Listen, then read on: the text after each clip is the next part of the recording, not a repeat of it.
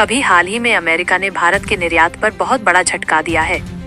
America ने ये ऐलान किया कि वो भारत से आने वाले कई सामानों पर 50% तक का भारी भरकम शुल्क यानी टैरिफ लगाएगा।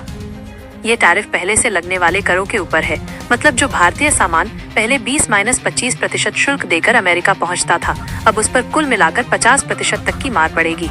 अमेरिका का कहना है कि भारत रूस से सस्ता तेल खरीद रहा है और इस कारण अमेरिका की नीति को नुकसान हो रहा है, इसलिए उसने ये दंडात्मक कार्रवाई की है। इस एक फैसले से भारत के लाखों कारोबारियों, कर्मचारियों और मजदूरों पर संकट मंडरा रहा है। भारत का अमेरिका को निर्यात बहुत बड़ा है।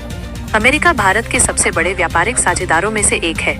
भारत अमेरिका को कपड़े, ज्वेलरी, दवाइयाँ, IT सेवाएं, समुद्री भोजन, फर्नीचर, चमड़े के उत्पाद, इंजीनियरिंग सामान और बहुत सी तैयार वस्तुएं भेजता है। इनमें से कई क्षेत्रों में छोटे कारोबारी और बड़ी संख्या में मजदूर काम करते हैं।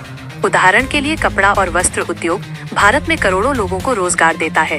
अगर अमेरिकी बाजार में अचानक से 50% शुल्क लग जाएगा तो भारतीय कपड़ा महंगा हो जाएगा और अमेरिकी खरीदार चीन, वियतनाम, बांग्लादेश या मेक्सिको जैसे देशों से सामान खरीदना पसंद करेंगे। इसका सीधा असर भारत के कपड़ा निर्यात और वहां काम करने वाले मजदूरों की नौकरियों पर पड़ेगा। भारत सरकार स्थिति को लेकर चिंतित है। वित्त मंत्रालय और वाणिज्य मंत्रालय की रिपोर्ट में साफ कहा गया है कि अमेरिकी टैरिफ से भारत के निर्यात पर असर तो पड़ेगा, लेकिन अगर समय रहते ठोस कदम उठाए जाएं, तो इस नुकसान को कुछ हद तक रोका जा सकता है। सरकार ने सबसे पहले निर्यातकों को भरोसा दिलाया है कि उनके लिए एक राहत पैकेज तैयार किया जा रहा है। ये पैकेज ऐसा होगा जिससे उन्हें कच्चे माल पर छूट, टैक्स में रियायत और सस्ती दर पर कर्ज उपलब्ध कराया जा सके। इसके अलावा सरकार ने कपड़ा कारोबारियों को 31 दिसंबर तक ड्यूटी फ्री कॉटन इंपोर्ट की छूट दी है, ताकि उनकी लागत कम हो सके और वे सस्ते दाम पर उत्पादन कर पाएं। सरकार की दूसरी रणनीति ये है कि भारत केवल अमेरिका पर निर्भर न रहे। इसके लिए नए बाजारों की तलाश की जा रही है। वाणिज्य मंत्रालय ने एक रोड मैप बनाया है, जिसके तहत भारत आने वाले 6 महीने में करीब 40 देशों में विशेष अभियान चलाएगा।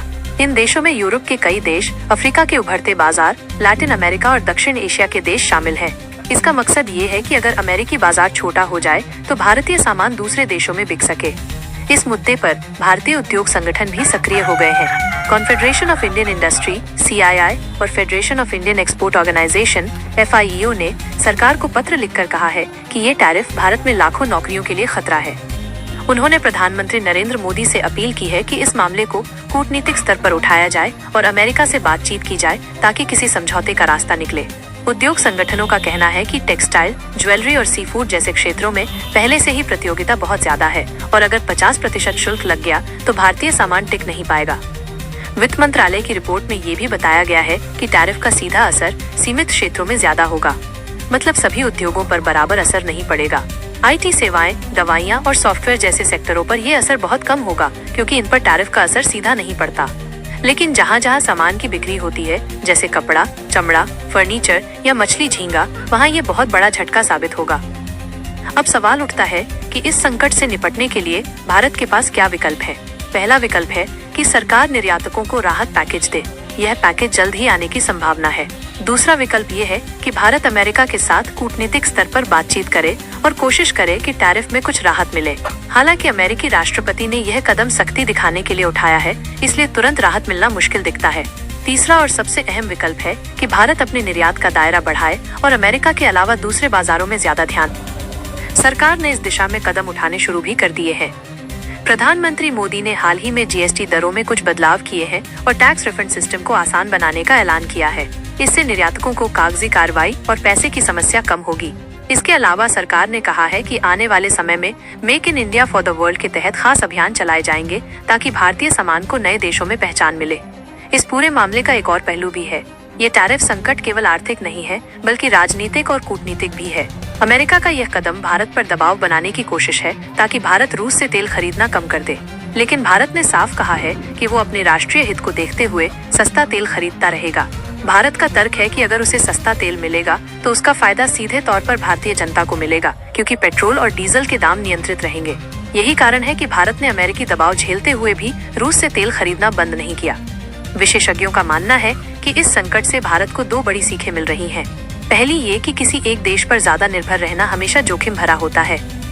अगर भारत अपने निर्यात का बड़ा हिस्सा केवल अमेरिका या यूरोप पर निर्भर रखेगा तो भविष्य में ऐसे झटके बार बार आ सकते हैं। दूसरी सीख ये है कि भारत को अपने घरेलू उद्योग को इतना मजबूत बनाना होगा कि वो किसी भी वैश्विक चुनौती का सामना कर सके। इस बीच सरकार ने कपड़ा कारोबारियों को राहत देने के लिए ये फैसला भी किया है कि 31 दिसंबर तक वे बिना ड्यूटी दिए कॉटन आयात कर पाएंगे। इसका सीधा फायदा ये होगा कि कपड़ा बनाने की लागत कम होगी और भारत अपने उत्पादों को सस्ते दाम पर दूसरे देशों में बेच पाएगा।